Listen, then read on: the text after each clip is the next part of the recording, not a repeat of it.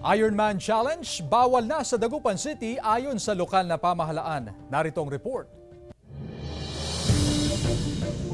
Pebrero ngayong taon nang isagawa ang Ironman Motorcycle Challenge sa Pangasinan. Ang mga kalahok na rider dumaan din sa lungsod ng Dagupan pero isang disgrasya ang nangyari kung saan nasawi ang isang motorista sa National Highway ng Barangay Bunuan Bukig matapos mabangga ng rider na kalahok sa Ironman Motorcycle Challenge. Ito ang dahilan kung bakit ipinagbawal na ng lokal na pamahalaan ng Dagupan City ang naturang aktibidad sa lungsod. Buhay kasing nakataya.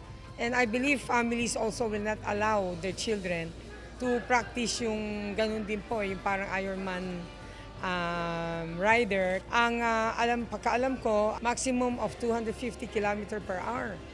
So, masyadong mabilis po yun. Sa kabila ng mahigpit na seguridad ng mga otoridad, may mga naitala pa ring aksidente. Sa dinaluhang Congress hearing ng alkalde, humingi rin daw ng paumanhin ng organizer ng event. Naiintindihan naman daw ng ilang Dagupenyo ang pagbabawal sa aktibidad, lalo na kung kaligtasan ang pag-uusapan. Komplikado sa mga tao na siyempre hindi natin alam, bigla silang dadaan.